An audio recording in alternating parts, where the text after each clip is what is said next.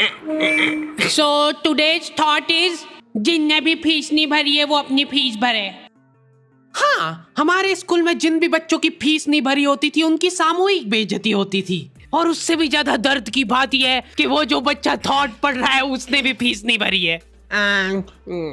School वालों ने intentionally उसको वो थॉट दिया था ताकि उसकी अंतरात्मा भी बेइज्जत फील करे। उस दिन हम सब बच्चों को असेंबली में 2 घंटे तक खड़ा रखा था क्योंकि हमारी प्रिंसिपल मैडम ने दिन रात मेहनत करके कोई सा तो नारी शक्ति का अवार्ड खरीद लिया था। लास्ट 2 पेटी बोल रहे हैं लोग। बाप रे, 2 किसको बोलते हैं आपको पता भी है? 2 में तो नहीं। हाँ। लेकिन मैडम आप मानोगी नहीं, आपके पहले जितने लोग आए उनको मैंने 4 पेटी से कम में दिया नहीं किसी को। चलो उठा लो इसको। अरे उसको नहीं, लाश को। ठीक है। मैम आपको दिख रहा है ना सामने का राम नाम।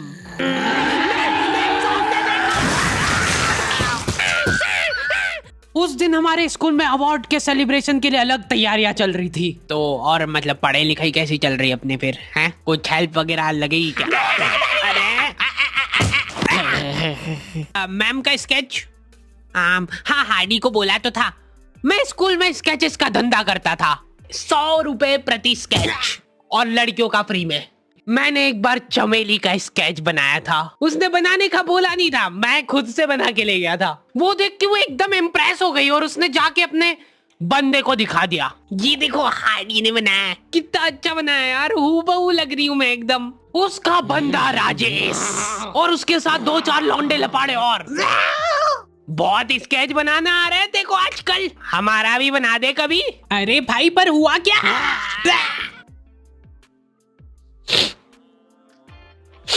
मैं रोते हुए एक ही चीज सोच रहा था कि ऐसा क्या गलत कर दिया यार मैंने। सिर्फ आई लव यू चमेली तो लिखा था मैंने।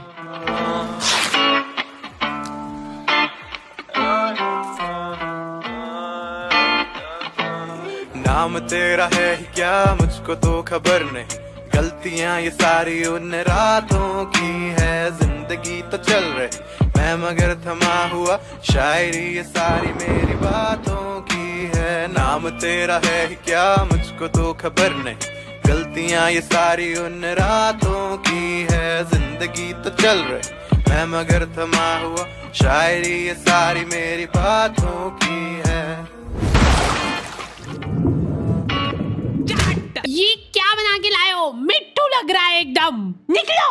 ड्राइंग वाली मैडम ने मेरे को प्रिंसिपल मैडम का स्केच बनाने का बोला था और मैं अपनी जिंदगी का सबसे वाहियात स्केच बना के ले गया क्योंकि फ्री में बनवा रहे थे मेरे से। मैम अब फ्री में तो ऐसा ही मिले। असेंबली ग्राउंड में सारे कैदियों को हाइट वाइज खड़ा करा जाता था और जो भी बच्चा प्रेयर के बीच में आंखें खोलता था या हिलाडुली करता था, पसीना पोंछ रहा था वो बेचारा। प्रेयर खत्म होने के बाद हमारे आसपास लाशें पड़ी होती थी। असेंबली से क्लास तक का फासला बहुत कठिन होता था कुछ बच्चों के लिए। ओए रोक इधर, तेल क्यों नहीं डाला?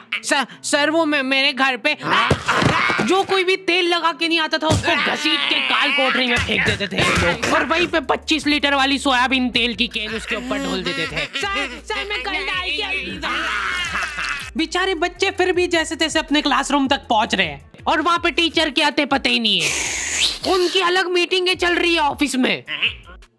अच्छा चलो बताओ कि अपन इन बच्चों को और किस तरीके से लूट सकते हैं। मेरे पास एक आइडिया है। देखो अपन क्या है कि एक प्रोजेक्टर लगवाते हैं एक ही क्लास में। कैदियों को क्लास में कोई संभालने वाला नहीं होता है तो ये अपने जंगली पने पे उतर ही आते हैं।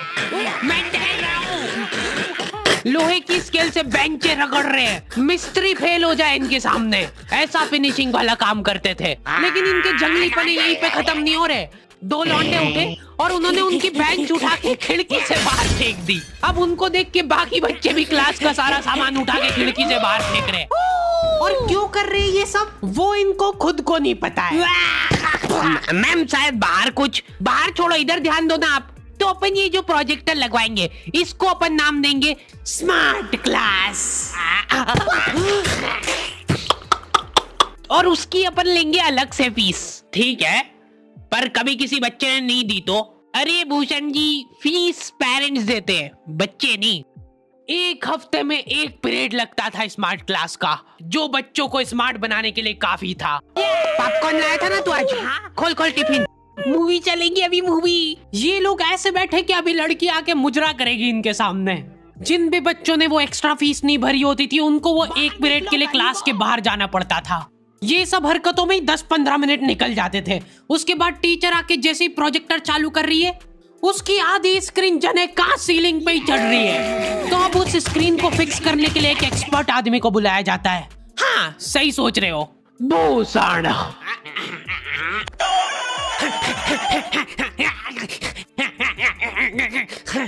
जो बेंच पे चढ़ के उस स्क्रीन को सेट करता है। यस। और जैसे ही प्रोजेक्टर चालू होता था पीरियड ही ओवर हो जाता था। और जो गरीब बच्चे बाहर खड़े थे उनमें से गलती से एक ने क्लासरूम में झांक लिया। क्या देखा तूने? है क्या देखा? मैम कुछ नहीं, बस एक लाइट जलती हुई दिख रही थी मेरे को। 10 रुपए लगेंगे तूने जो 1 सेकंड देखा है उसके। ये सुविधा के कारण हमारे स्कूल के बच्चे इतना स्मार्ट बन गए थे ना, एक बार एक बच्चे को गुस्सा आया तो वो प्रोजेक्टर की डिस्प्ले केबल उखाड़ के ले गया घर। और अफसोस उस दिन के बाद कोई भी बच्चा स्मार्ट नहीं बन पाया। मैम जल्दी चलो, ऊपर एक केस हो गया। हमारे स्कूल में आए दिन कुछ न कुछ केस होते रहते थे, लेकिन ये केस थोड़ा पेचीदा था। हमारी क्लास के किसी बच्चे ने लव लेटर लिखा था चमेली को, और वो लग गया टीचर के हाथ। तो ये अब केस बन चुका है पूरे स्कूल का। सारे टीचर लोग अपने काम धाम छोड़ के उस मुजरिम को पकड़ने में लग गए। जो टीचर लीव लेके छुट्टी मनाने गए थे वो आधे रास्ते से पलट के आ गए थे। ये सर आ गए। बेटा सही सही बता दो किसने लिखा है। अब ये 10-15 टीचर लोग आपस में डिस्कशन कर रहे हैं। सर आपने लिखा है तो बता दो, अपन बात दबा देंगे। फिर इन्होंने एक और एक्सपर्ट टीचर को बुलाया। बेटा सुन लो, मैं शकल देख के बता देती हूँ एक बार में कि कौन है मुजरिम। तुम बाहर जाओ। हाँ, तुम भी बाहर जाओ। तुम भी। क्लास में सिर्फ 4 लड़के बचे जिनमें से एक मैं हूँ। बाकी सभी बच्चे इसके शक के दायरे में थे। उन सभी बच्चों को काल कोठरी में ले जाके टॉर्चर किया जा रहा था। बोल दे बेटा क्यों लिखा है। इधर मैडमों को अलग चीजों की टेंशन हो रही थी। इसने चमेली में मात्रा तक गलत लगाई है। अरे रुको, इसका बाप भी बोलेगा सच। बोल दे बेटा क्यों लिखा था। बस हाँ बोल, तूने लिखा था। बोल। सर, हाँ सर मैंने हाँ नहीं लिखा। सर हमने नहीं लिखा। चुप। बोल, सच बोल। अभी भी मौका है, बोल दे कि तूने लिखा। सर मरना ही आज मतलब तुमको। मुंह खोल। ऐसे तो ये कसई मार डालेगा सारे बच्चों को। साइड करो इसको, मैं जा रही हूँ। अरे मैम सबने सच बोल दिया है। इन सभी ने मिल के लिखा है। हाँ sir, very good very good. चलो अब साइड हो जाओ। ये क्या, किसने मारा मेरे बच्चों को? पानी पियो बेटा, लो पानी पियो। लेकिन उसके पहले मेरे को बताओ कि तुम में से किसी ने लिखा है या नहीं। इधर इनकी क्लास में अलग इन्वेस्टिगेशन चल रही थी। बेटा देखो, अगर तुमको आपस में भी किसी पे शक हो तो तुम लोग बता सकते हो खुल के, किसी से डरने की कोई जरूरत नहीं है। इतने में राजेश उठ के बोल रहा है, मैम मेरे को हार्डी पे शक है। तो पहले क्यों नहीं बताया? उसके बाद ये लोग मेरे को ही पकड़ के ले गए। अभी देखो मेरी शक्ल पता है थोड़ी सी ऐसी भोली टाइप है, तो मेरे को बचपन से ही उस चीज का एडवांटेज मिला है, जैसे किसी बच्चे से लड़ाई हो गई। सर इसने ही मारा है मेरे बच्चे को। नहीं ये नहीं मार सकता यार, इसको जरूर किसी ने फंसाया है। कुछ भी बोलो यार, लेकिन मेरे को नहीं लग रहा यार कि ये हो सकता है मुजरिम। बेटा सच बताओ, तुमको किसने फंसाया है? बेटा देखो, अगर किसी ने तुमको फंसाया है तो उसका नाम बताओ। डरो मत, घबरा मत, सिर्फ नाम बताओ। हाँ बेटा, डरने की बिल्कुल बात नहीं है।